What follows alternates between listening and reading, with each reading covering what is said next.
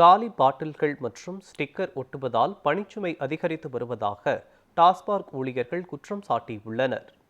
கோவை பீளமேடு பகுதியில் உள்ள தமிழ்நாடு மாநில வாணிபக் கழகத்தின் கோவை முதுநிலை மண்டல மேலாளர் அலுவலகத்தில் டாஸ்மாக் தொழில் சங்கத்தை சேர்ந்த ஊழியர்கள் 100க்கும் மேற்பட்டோர் காத்திருப்பு போராட்டத்தில் ஈடுபட்டனர். மது பாட்டில்களில் ஸ்டிக்கர் ஒட்ட மாட்டோம், காலி பாட்டில்களை வாங்க மாட்டோம் உள்ளிட்ட கோரிக்கைகளை வலியுறுத்தி மண்டல மேலாளர் தங்களுடன் பேச்சுவார்த்தை நடத்த வேண்டும் என கூறி காத்திருப்பு போராட்டத்தில் ஈடுபட்டனர். மது பாட்டில்களில் ஸ்டிக்கர் ஒட்டுவதாலும் காலி பாட்டில்களை திரும்ப பெறுவதாலும் பணிச்சுமை அதிகரித்து வருவதாக தெரிவித்தனர்.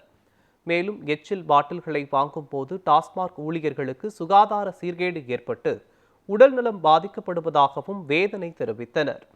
திமுகவின் 159வது தேர்தல் வாக்குறுதியை உடனடியாக நிறைவேற்ற வேண்டும் எனவும் திமுக அரசு தேர்தல் வாக்குறுதிகளை நிறைவேற்றவில்லை எனவும் குற்றம் சாட்டினர்.